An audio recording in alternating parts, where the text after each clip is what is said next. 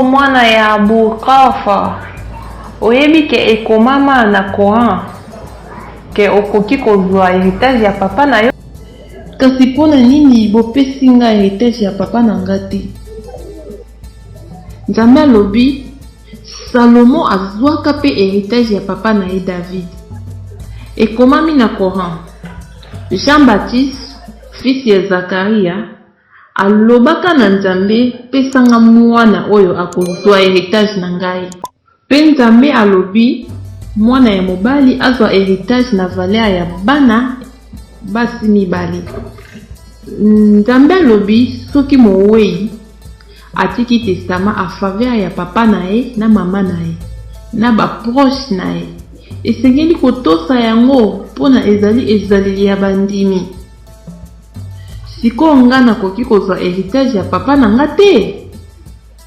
Okanisi bato ya bareligion misusu bazwaka héritage te bango na bango? Sikoyo nga nakoki kozwa héritage ya papa na nga te? Ngai na papa na nga toza bato ya religion moko te. Yo olingi koloba ete yo oleki papa na nga na Ali na koyeba Coran? Botola na bino héritage ya Fadak. Mokolo ya jugement ya Nzambe ekokanga bino. Mosambisi ya malamu ezali Nzambe. Dirigeant ya malamu ekozala Muhammad. Tokokuta na mokolo ya kosekwa ya bato inshallah. Mokolo wana ba injuste bakokweya ba etumbu ya Nzambe ndenge ekozala makasi. Tango Abubakar amonaki bongo, tala makambo alobaki. O mwana ya prophète Muhammad, papa na yo azalaki mutu ya malamu epai ya bandimi, pe azalaki kopesa etumbu epai ya bakafir. Pe tozalaki komona azalaki malamu mingi epai na yo koleka kutu na basi na ye mususu. Alingaki mobali na yo Ali koleka bato misusu. Alobaka biso ba prophète topesaka héritage na biso te epai ya bato ya ndako na biso. Pana nga prophète ya Nzambe akontredizaki Coran te na bamibeko ya religion, kasi alakisaki biso nzela ya Coran na mozindo ya bachapitre na yango. Ozokosela papa na nga makambo. Coran eza mosambisi ya bosolo. Pe elobi mutu akozwa héritage na nga azwi héritage ya Jacob. Pe Coran elobi lisusu Salomo azaki héritage ya David papa na ye. Motema na yo eza makasi.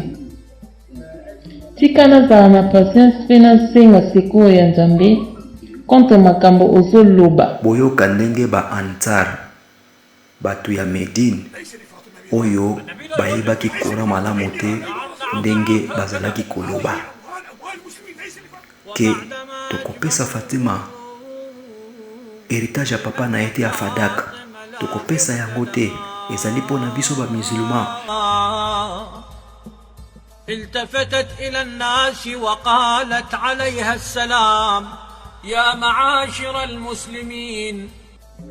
Ya Abubakar, nani atangisi yo makambo ya lokuta boye? Omeditaka Coran te? To oza ya kokangama. Me eza makambo na bino ya mabe nde ekangi mitema na bino, na miso na bino na matoi na bino. Tala explication ya mabe bozopesa na Coran. Tala nzela ya mabe bozwi. Kasi bozwi nzela ya mabe pe ekozala kilo po na bino.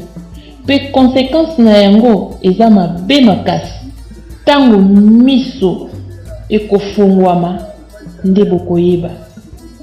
Nde bokoyeba oyo bosalaki ya mabe ekozala trop tard.